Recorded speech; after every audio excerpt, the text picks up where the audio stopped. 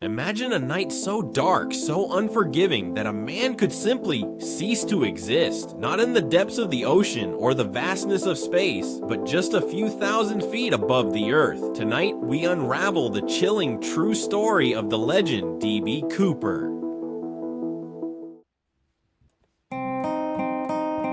It was Thanksgiving Eve, 1971, a time of warmth, family, and anticipation. But for the passengers and crew of Northwest Orient Airlines Flight 305, a different kind of anticipation was about to descend. A man boarded that plane, unremarkable, in his dark suit and tie, introducing himself as Dan Cooper. He was quiet, unassuming, an ordinary man with an extraordinary secret. He ordered a bourbon and soda, sipped it calmly, a picture of composure. Yet, within moments, this seemingly harmless figure would unleash a nightmare. The plane had just taken off, climbing through the twilight sky towards Seattle. That's when Cooper made his move. He handed a note to Florence Schaffner, a flight attendant. She took it, assuming it was a flirtatious gesture, a request for a phone number perhaps. The smile vanished. Florence's blood ran cold. The note wasn't a joke, it was a threat. And as Cooper calmly opened his briefcase, revealing a horrifying array of wires and what looked undeniably like dynamite, the cabin transformed. The air grew thick with unspoken fear. Every casual sound, every distant murmur of conversation suddenly seemed deafeningly loud. The flight had officially been hijacked.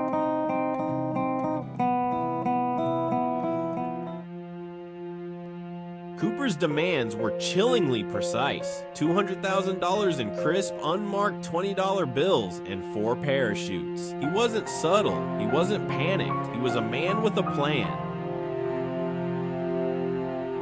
When the plane landed in Seattle, he didn't flee. Instead, he exchanged the 36 passengers for his ransom and his gear. The clock was ticking, but for what? With the money and parachutes secured, Cooper allowed all but a few essential crew members to disembark. Then he issued his final bizarre instruction: fly towards Mexico City at a low altitude with the landing gear extended and the rear stairs lowered. The pilot, the co-pilot, flight engineer, and a single flight attendant were the only witnesses to what came next. The roaring engines, the driving rain, the building storm. It was the perfect stage for a vanishing act.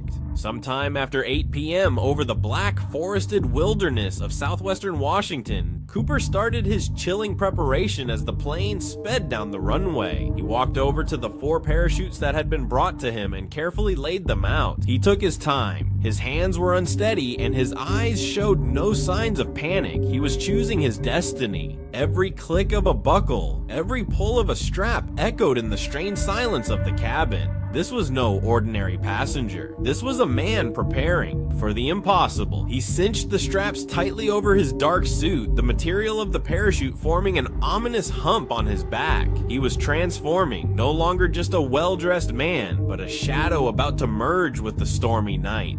Cooper, a man now fully transformed, moved towards the aft of the plane, a dark, determined figure against the eerie glow of the aircraft's internal lights. The stage was set, the storm raged outside, and the Phantom of the Skies was ready to make his impossible exit. The plane shuddered in the turbulence. The rear stairs, a dark ramp into oblivion, hung open. And then, without a word, without a moment of hesitation, he jumped. He jumped into the maelstrom, into the unknown, carrying $200,000 into the heart of a storm. The plane landed in Reno, empty. Shortly after, the FBI launched one of the largest and most intensive manhunts in history, codenamed Norjack. Thousands of agents scoured every inch of the terrain. They interviewed countless suspects over every detail of Cooper's brief appearance. But the wilderness was a silent accomplice. No parachute, no body, no trace of the man who had simply disappeared. For nearly a decade, the case remained cold, a legend whispered in quiet tones. Then, in 1980, a glimmer of hope, or perhaps just another twist in the tale. A young boy playing on a sandbar known as Tina Bar along the Columbia River saw a rusty package where $5,800 were found. The serial numbers matched the ransom money. The discovery ignited a new wave of fascination, but provided no definitive answers. Did Cooper survive the jump only to lose part of his illicit fortune? Was this all that remained of a failed escape? The FBI leaned towards the latter, arguing that a jump in such conditions was likely fatal, but still, no body, no closure.